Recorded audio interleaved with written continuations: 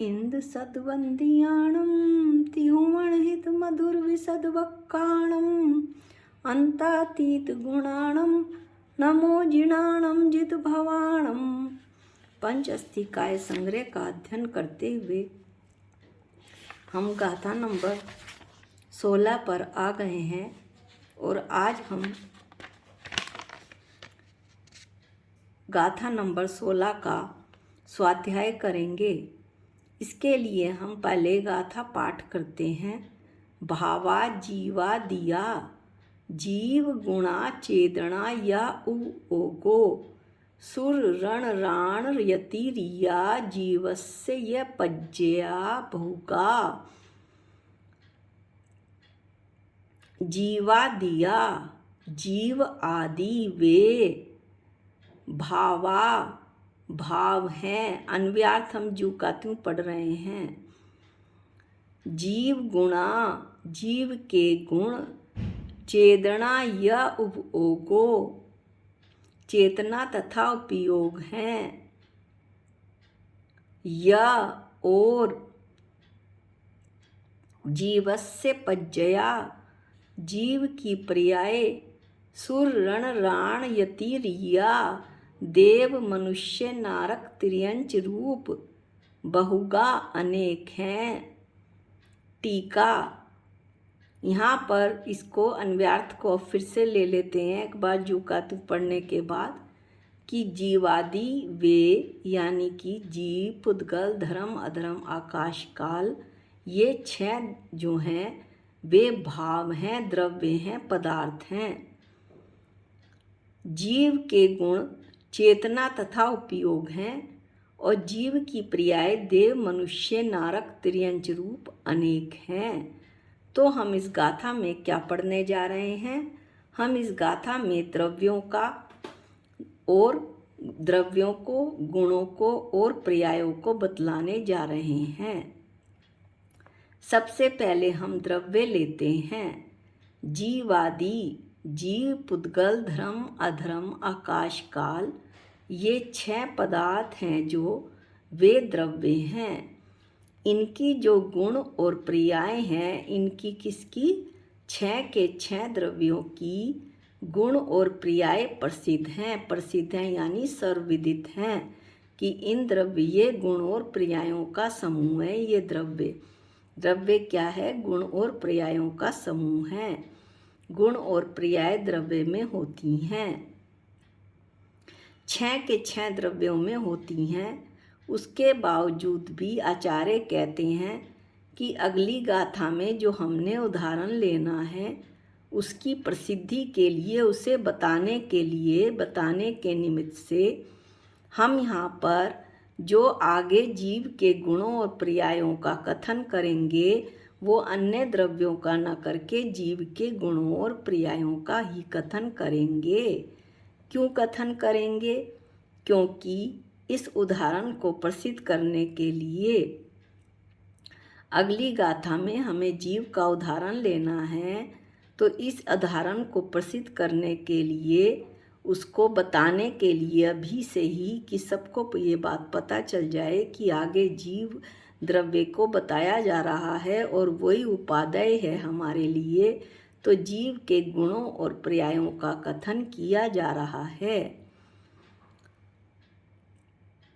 अब सबसे पहले जीव के गुण का वर्णन करते हैं। जीव के गुणों ज्ञान अनुभूति स्वरूप शुद्ध चेतना है तथा कार्य अनुभूति स्वरूप और कर्म फल अनुभूति स्वरूप अशुद्ध चेतना है। क्या मतलब हुआ इस लाइन का? जीव के गुण में जैसे अन्वयार्थ में बतलाया था चेतना तथा उपयोग है। जीव के गुण में क्या आएगा? चेतना तथा उपयोग। तो चेतना में चेतना 2 तरह की आप ग्राफ भी बना सकते हैं, शुद्ध चेतना और अशुद्ध चेतना। शुद्ध चेतना में आएगा ज्ञान अनुभूति स्वरूप। ज्ञान अनुभूति स्वरूप में शुद्ध चेतना ज्ञान की अनुभूति स्वरूप है। उसमें ज्ञान की जब अनुभूति होती है तो ना मैं कर्ता ना मैं भोक्ता, मैं तो एक चेतन भगवान आत्मा हूँ। इसके अलावा मैं विश्व में कुछ भी नहीं हूँ। ऐसी चेतना शुद्ध चेतना कहलाती है।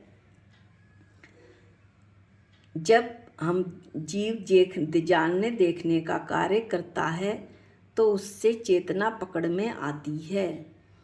कार्य अनुभूति स्वरूप और अशुद्ध चेतना कौन कौन सी हो गई?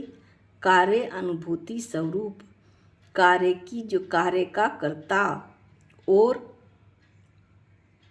कर्म फल अनुभूति स्वरूप दूसरी अशुद्ध चेतना क्या है?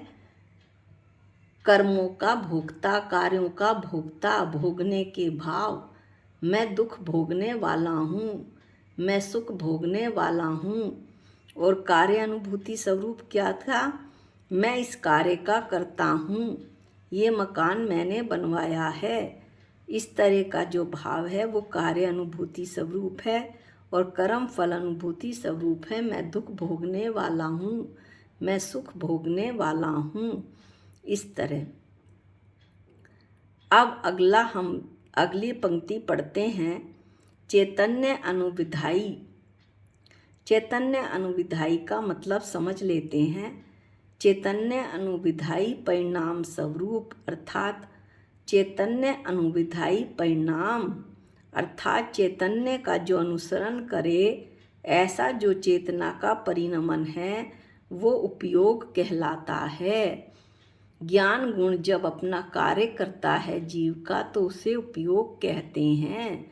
उपयोग की एक और परिभाषा है, आत्मा के कार्य करने के दरवाजे को उपयोग कहते हैं। एक तरह से एक ही बात को उलट पुलट के बतलाया है कि जो चैतन्य का अनुसरण करे, ऐसा जो परिणमन है चेतना का, वो उपयोग है। ये जो चैतन्य अनुविधायी परिणाम स्वरूप यानी उपयोग है वो सविकल्प और निर्विकल्प रूप से, अब सविकल्प और निर्विकल्प का हम मतलब समझते हैं। सविकल्प उपयोग को क्या कहते हैं? इसका आप ग्राफ भी बना सकते हैं। ऊपर लिख दें उपयोग और नीचे सविकल्प और निर्विकल्प। सविकल्प उपयोग को ज्ञानोपयोग कहते हैं। ज्ञानोपयोग वो उपयोग है जहाँ आकार सहित अवलोकन होता है, विशेष अवलोकन होता है। और दूसरा उपयोग का भेद है निर्विकल्प उपयोग, जहाँ सामान्य अवलोकन होता है, यानी निराकार अवलोकन को दर्शन कहा जाता है। इस तरह सविकल्प उपयोग को ज्ञान और निर्विकल्प उपयोग को दर्शन कहा जाता है। अब ये जो ज्ञानोपयोग है इसके भी भेद होते हैं। इसके दो भेद होते हैं, एक तो सकल और दूसरा विकल।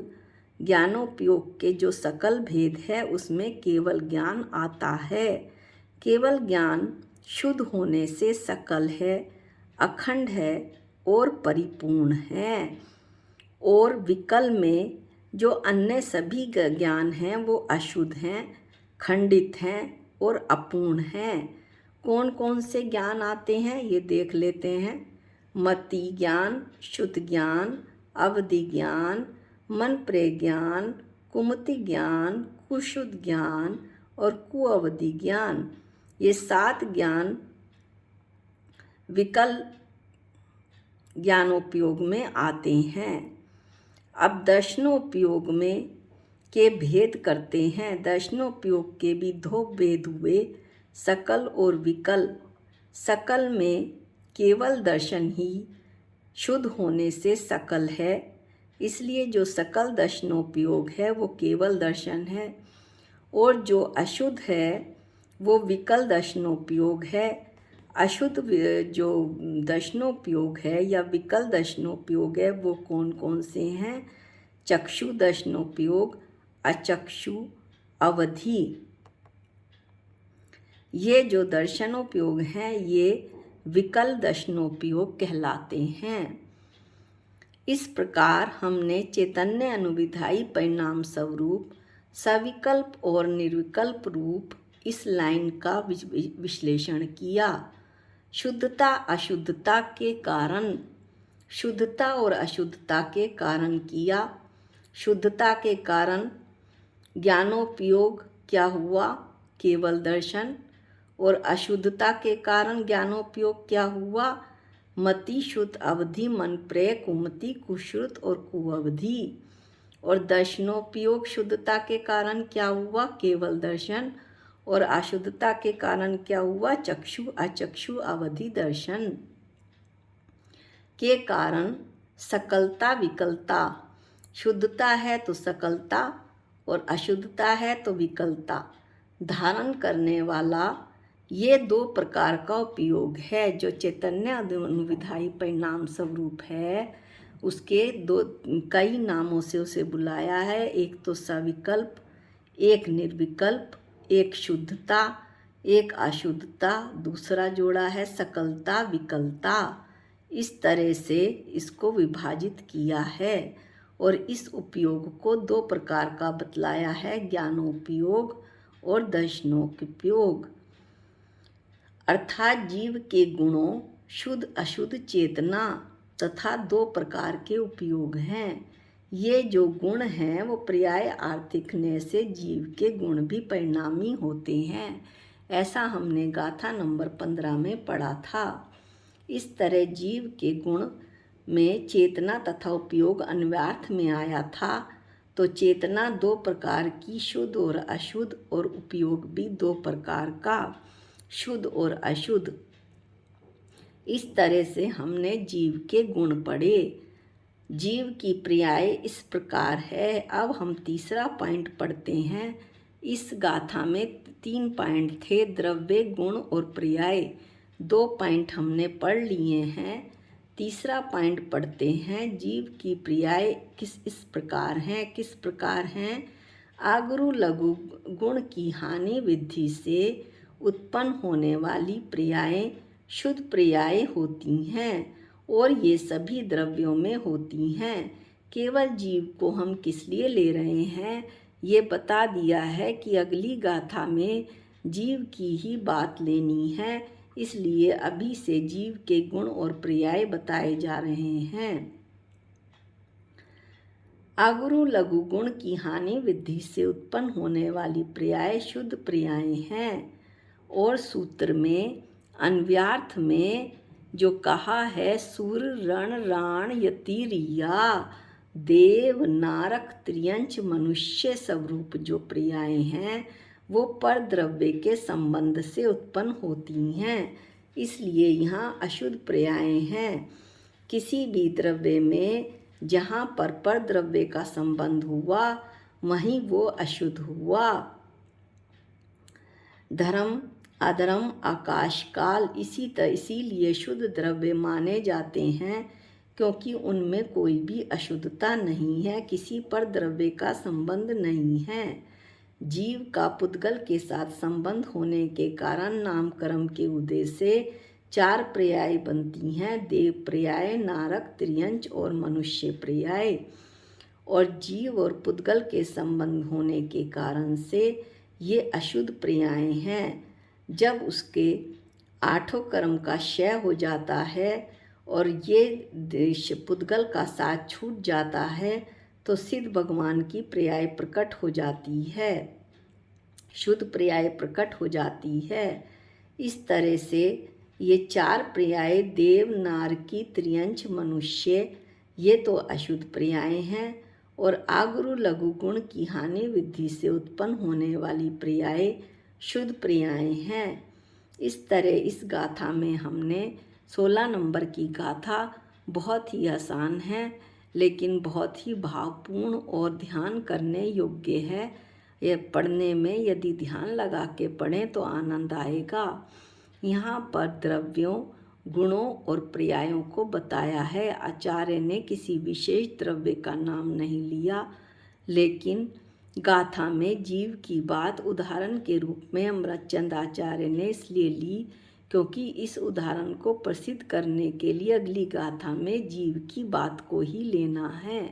इसलिए इस उदाहरण को प्रसिद्ध करने के लिए कि अगली गाथा अच्छे से समझ में आ जाए, जीव के गुणों और पर्यायों का कथन किया गया है। आज हम इसी गाथा 16 का अध्ययन करेंगे। गाथा 17 का अध्ययन हम अगले वीडियो में करेंगे। निज निधि निज में बताई, ये अनंत उपकार है। इसके लिए जिन वाणी माँ को वंदनानंत बार है, वंदनानंत बार है। सबको जय जिनेंद्र।